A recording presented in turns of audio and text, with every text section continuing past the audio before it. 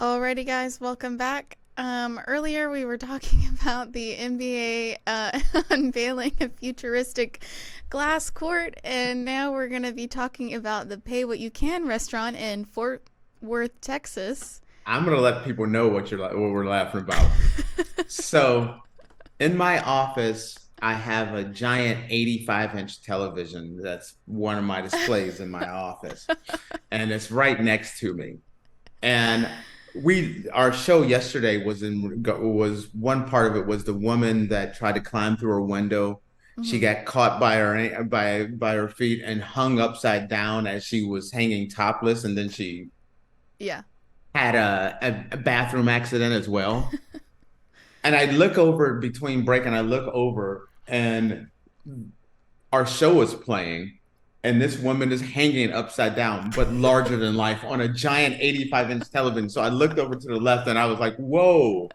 So I sent Faith a message and told her that's what I looked over and that's what I saw was a woman hanging upside down by her ankles.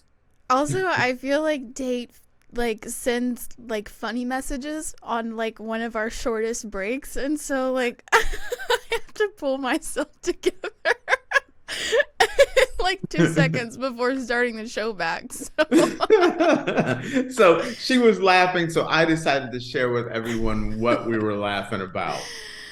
it's never a dull But day. did your Face family watches the show and we love having Yeah. them. I don't know if they've Did, watched it yet. No, I don't know. okay, I was kind of curious about that one because I was a little curious and a little worried about that one. Although my grandma did share on Facebook yesterday one of our segments from yesterday. So I think my grandma watched the Oh no, show. I didn't know grandma watching I too. didn't know grandma watched it either until Go yesterday. grandma. I'm loving it. Okay. So this Pay What You Can restaurant in Fort Worth was TikTok critic Keith Lee's latest stop. If you don't know who Keith Lee is, he is a famous TikToker who basically goes to restaurants and reviews their food and sees why they don't have a lot of business, whether it's it's good food and it's just bad marketing, or it's good food and the customer service isn't great, etc. So he's doing a food tour right now, and right now he's in Texas. So the TikTok food critic Keith Lee's most recent North Texas restaurant stop was a Fort Worth spot he called one of the dopest restaurants I've ever seen. Taste Community Restaurant, a pay what you can nonprofit restaurant, was visited by the Las Vegas-based social media star who's currently in Texas reviewing restaurants as a part of his national food tour. In a video he posted Thursday, Lee said he didn't actually try the food at Taste Project because the sit-down only restaurant was busy and he didn't want to disrupt their operation, but he left the restaurant a $4,000 donation. Lee praised Taste Project's mission to reduce food insecurity and expand access to healthy meals. So essentially, Taste Project is a nonprofit, and it's a restaurant where you can only go in and eat. You cannot order takeout. And there's not really, I don't know if they really give you a bill, but essentially what you do is either you pay what you can for the meal that you ordered, you pay what you would normally pay for the meal, or you would pay for the meal and then some, so like a donation. So essentially anybody can go to this restaurant and order food, and you can pay like a penny for a meal if that's all that you can afford. I absolutely love this. Yeah. Love it. First off, let's talk about Keith Lee first off. Hmm. It's initially it was kind of funny for me when he first started becoming popular and he was reviewing food Hmm. because it was just a little bizarre. Yeah. And the reason why it's bizarre is Keith Lee and Kevin Lee are not food critics. They're MMA fighters. Are they really? I did not know that. Yes, Kevin Lee fought in the UFC.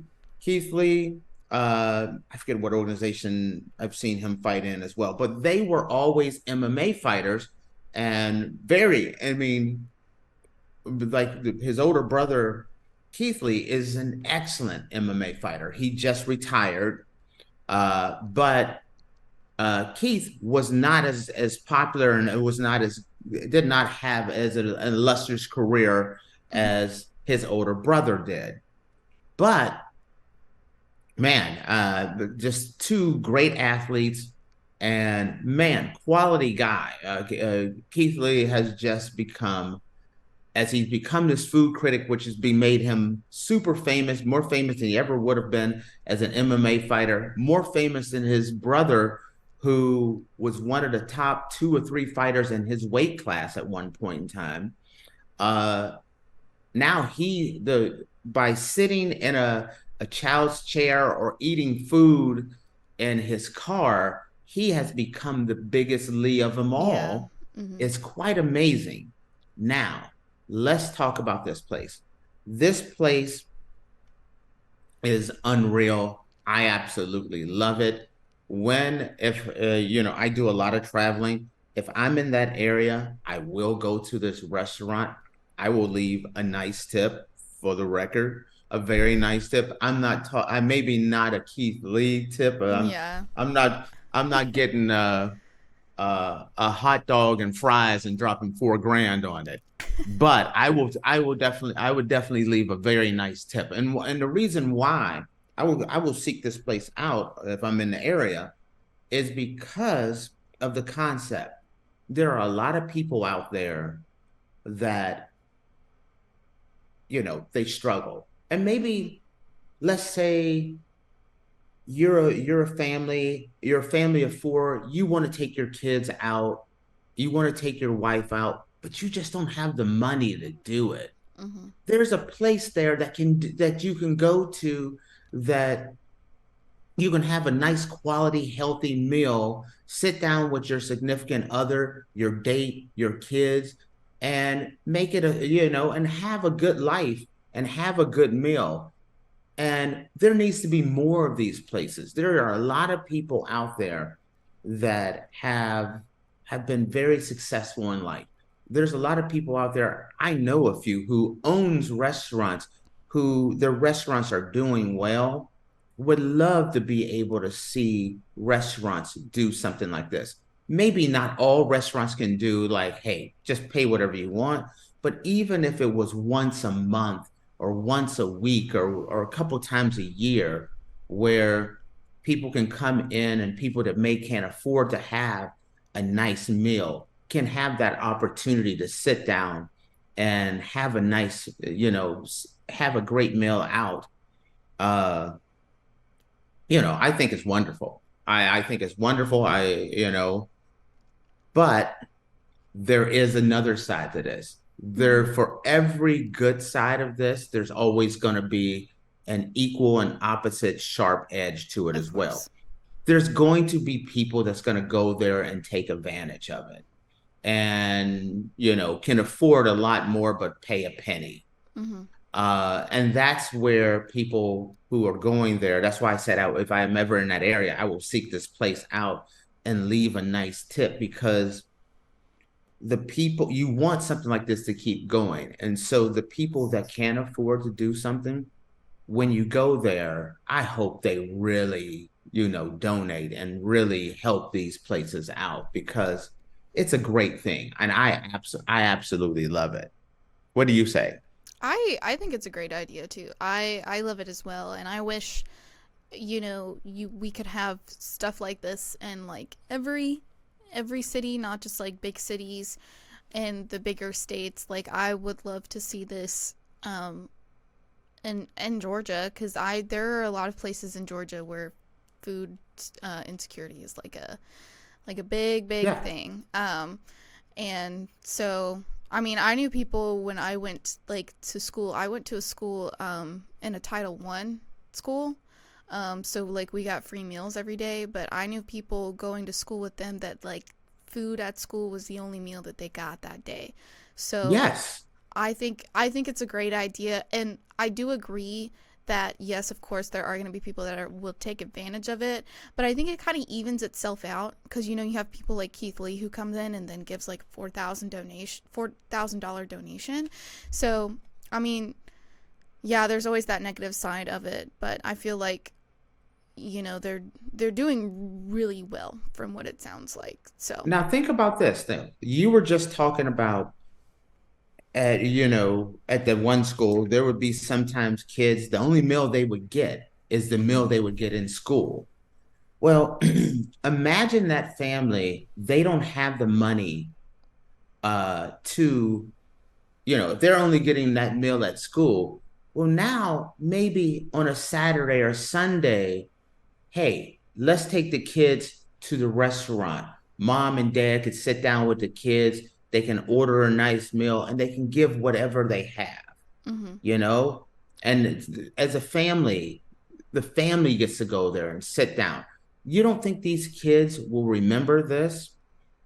I'm going to tell this is a kind of off the beaten path story. And it always, this is a story, it's a great story. Uh, I knew a guy, and he when he was married, he didn't live in the best neighborhood. He didn't have the best background. But on Sundays, he would do a big barbecue, and he ribs and burgers and hot dogs and everything. And all the little neighborhood kids that were, like I said, he did not live in a nice part of town. It was a rough part of town.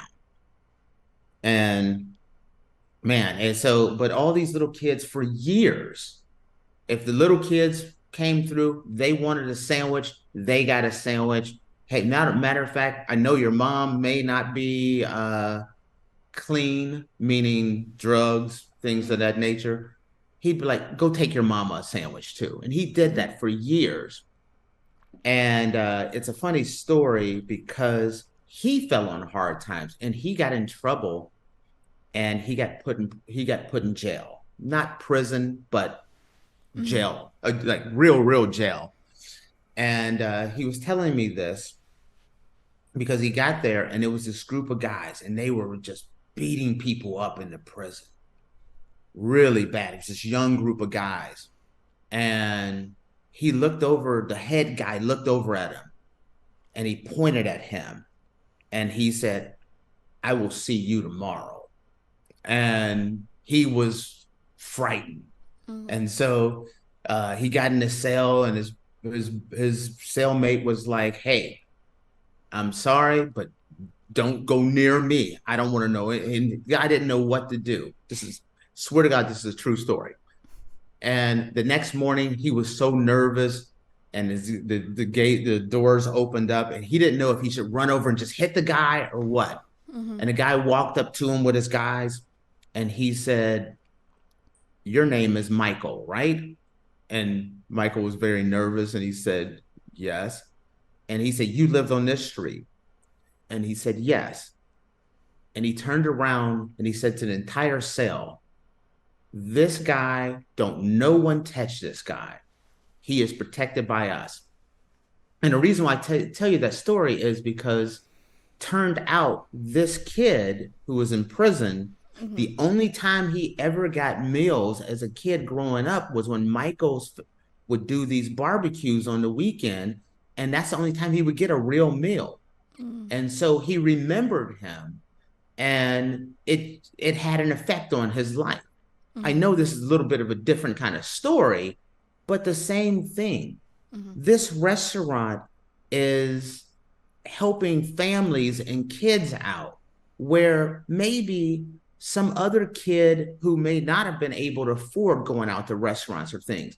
Now, later on in life, this is something that he will remember or she will remember and maybe pay it forward and take care of other people. So that's the Right. reason why when I go there, if I'm in that area, I will go there and I will leave a big tip because these kids, these people, these families, this is helping them. This is a good thing. I know it went kind of on a roundabout way, but that's the reason why. What do you think of that? No, I love this idea, and those people, like you said, those people remember that for like forever, honestly. And you never know like people's situations and stuff, and but you're out there just doing a nice thing, you know, and you don't really like realize the impact that you make on those people. But like, you know, there's people like that will do anything and everything for you because you gave them a meal when they didn't think they were going to get one. So Right. And that's one of the things like this is another off the beaten path story, but when I was in the US, I was the guy for Halloween. I would go all out for Halloween. mm-hmm. And I would never give out the fun size candy. I would give out the king size candy bars, not the regular, the king size or the movie theater candy. Mm-hmm. And I would do a movie on the side of my house, lights and everything. I would go all out for them. And I would set up a station so that there would be food and drink for the parents, but the kids also would get the king size candy bar or the movie theater candy bar because kids remember this stuff, things that they would not have normally had.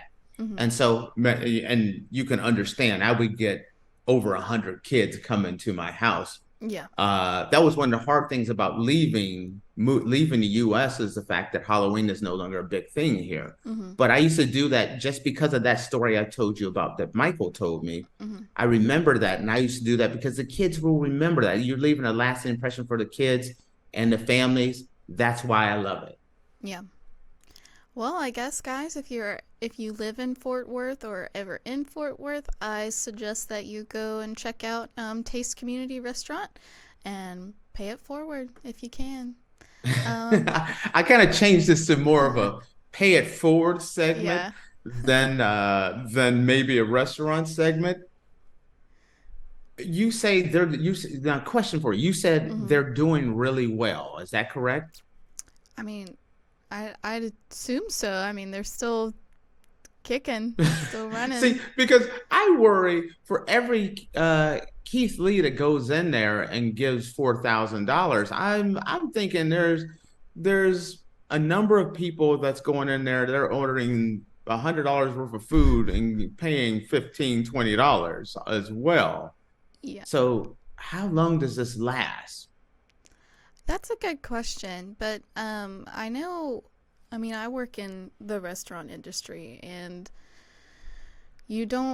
stuff that you order is way cheaper than what you charge it for. So, you know, you're just trying to make more of a profit depending on how much you charge for, you know, a side of fries or something. So, you know, maybe they're doing okay. I don't know. Let's keep this positive and let's fingers crossed here. Yeah. Let's hope they're doing well. Yeah. And if we're in that area, we got to stop in there. Yeah. When we're doing our world tour, Faith, we'll do an episode from there. Okay. We're gonna do a world tour.